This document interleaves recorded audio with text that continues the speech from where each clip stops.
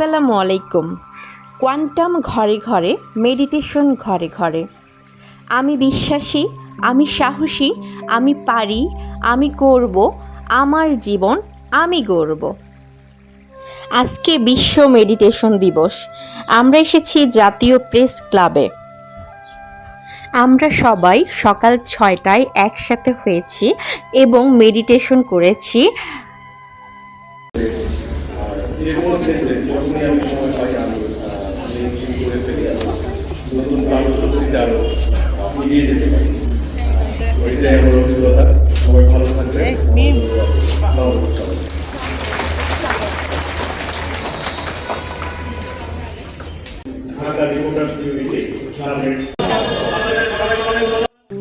সকালবেলা মেডিটেশন করে নিজেকে অনেক প্রশান্ত মনে হচ্ছে।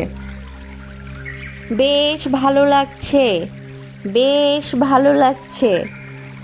কোয়ান্টামে আসলে তানভীর অনেক ভালো থাকে। যে কোয়ান্টামের সাথে থাকবে সে সবসময় সুস্থ থাকবে। সুস্থতা স্বাভাবিক এবং অসুস্থতা অস্বাভাবিক। সুস্থ থাকলে মানুষের মনও ভালো থাকে। যত ব্যস্ত তত সুস্থ, যত আরাম তত ব্যারাম। সুস্থ দেহ প্রশান্ত মন, কর্মব্যস্ত সুখী জীবন। আমাদের কোয়ান্টামের মাহমুদ ভাই যমুনা টিভিতে সাক্ষাৎকার দিচ্ছেন। 21শে মে জাতীয় মেডিটেশন দিবসে উপস্থিত ছিলেন বিভিন্ন সাংবাদিক, অভিনেতা এবং বিশিষ্ট ব্যক্তিজন। আমরা অভিনেতা ও পরিচালক সালাউদ্দিন লাবলু ভাইকে দেখতে পাচ্ছি। আমার ভিডিও আপনাদের কেমন লেগেছে তা জানিয়ে অবশ্যই কমেন্ট করবেন।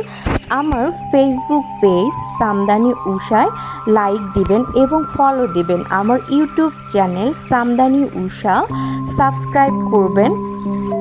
আপনারা অবশ্যই আমাদের জন্য দোয়া করবেন। আপনারা ভালো থাকবেন।